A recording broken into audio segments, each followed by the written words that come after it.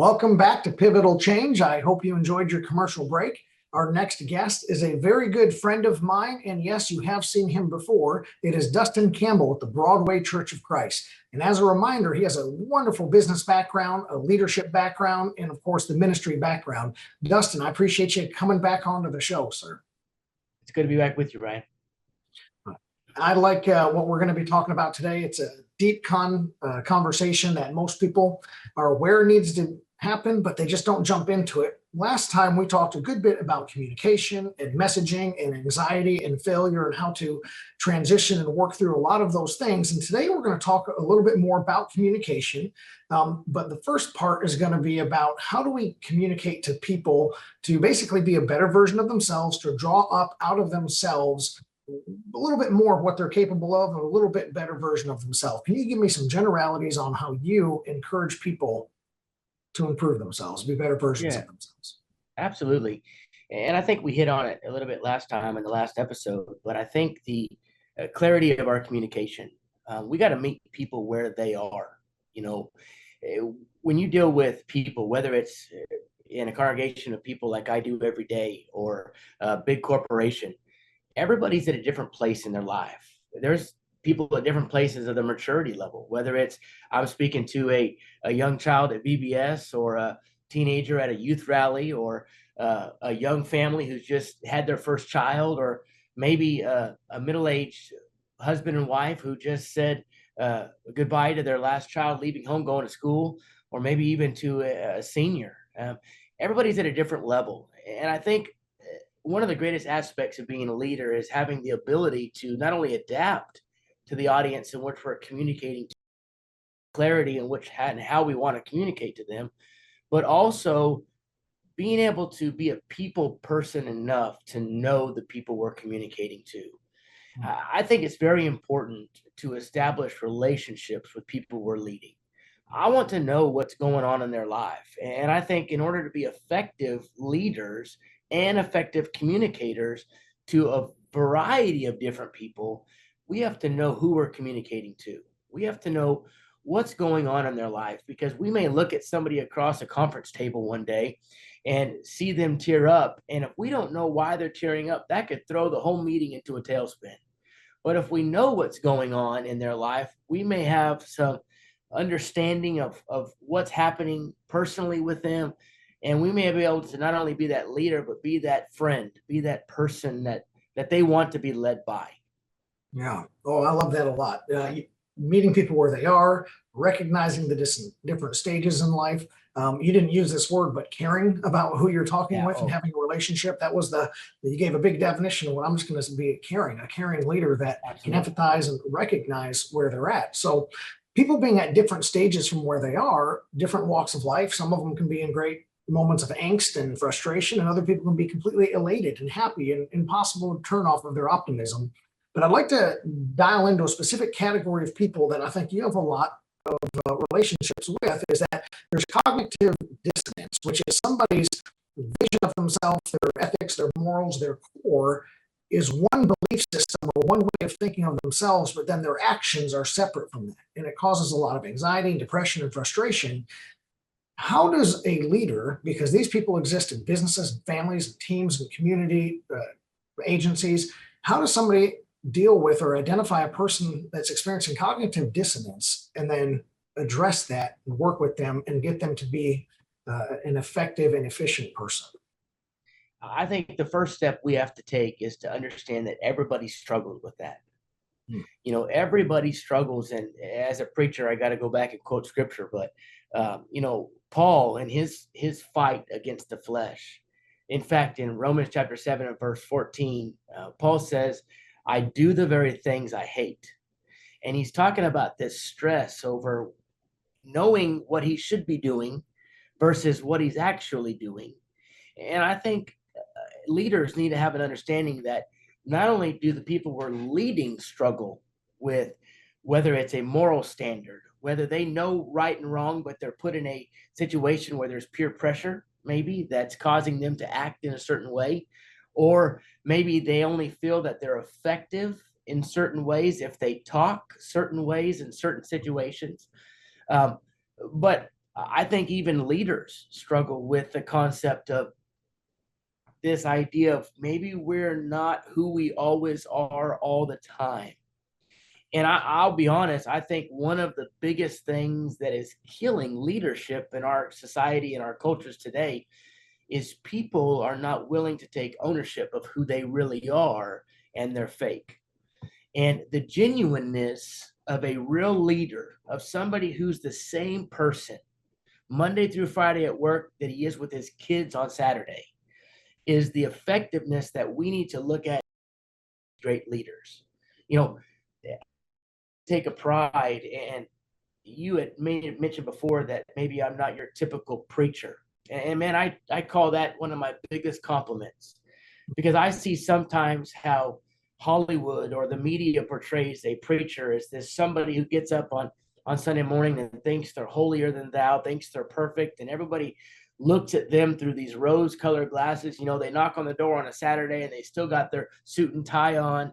And that is so ingenuine or disingenuous. I mean, it's so fake to the point of that people see that. People are smarter than we give them credit for.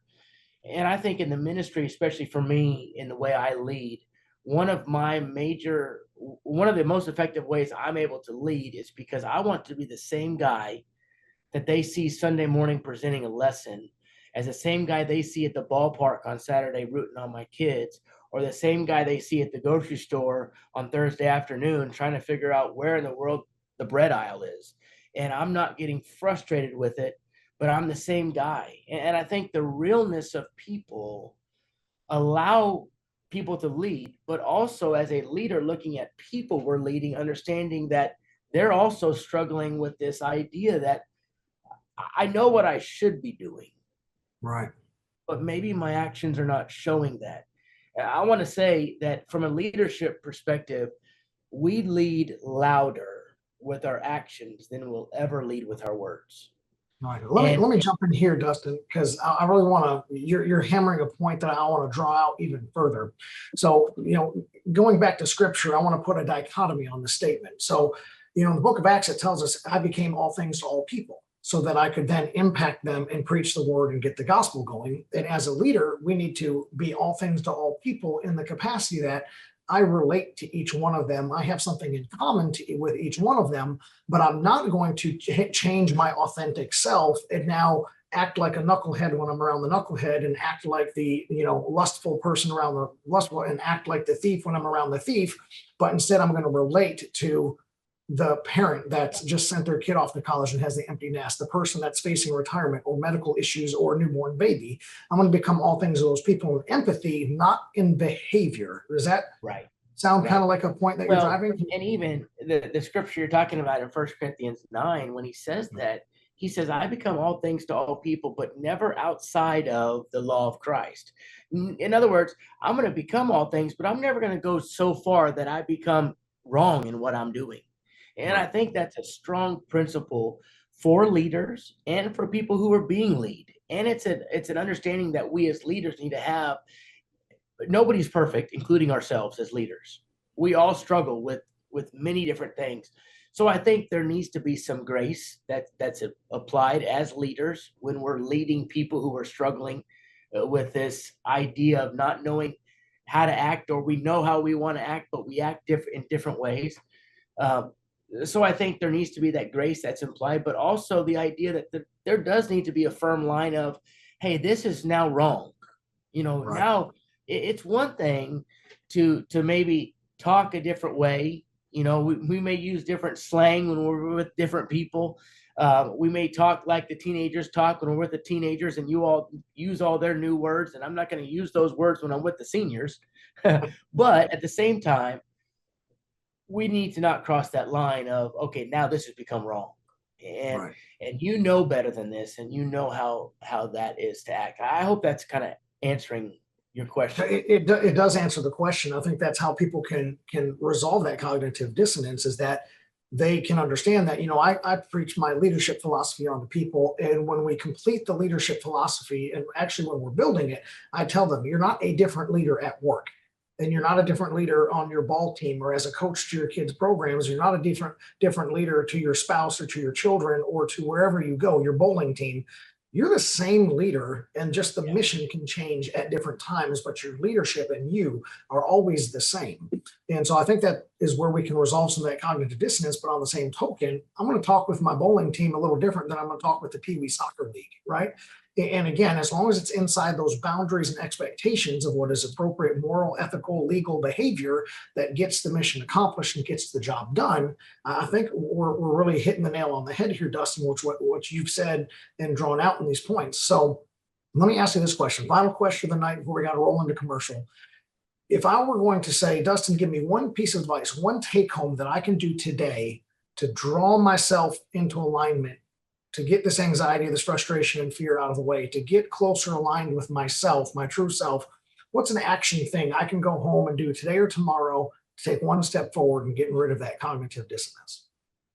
I think the first thing we need to do is we need to know who we really are and own that.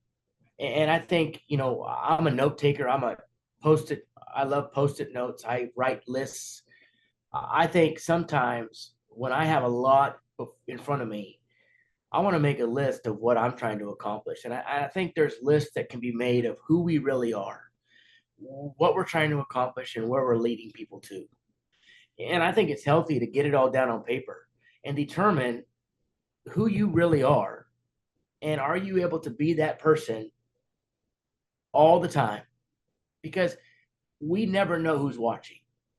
And there's a lot of people that I used to be led by that I have watched them when they're not being a leader.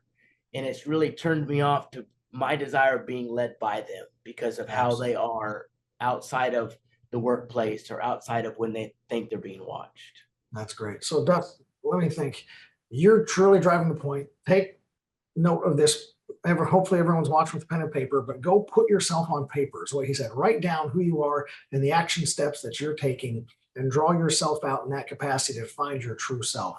And Dustin, we got to roll into commercial here, but thank you. If somebody wants more of your wisdom, wants to find you and have a conversation with you and what you stand for and make a better version of themselves, how can they get a hold of you, man? You could always check out our website at broadwaycoc.com. That's our church website. You could always shoot me an email at dustin@broadwaycoc.com. I'm always welcome to emails. You could also check us out on YouTube at Broadway Paducah, Kentucky.com. Awesome. Thank you so much for being with us. We're going to cut to commercial break. So everybody stay tuned. We'll have our next guest on in just a few moments on Pivotal Change.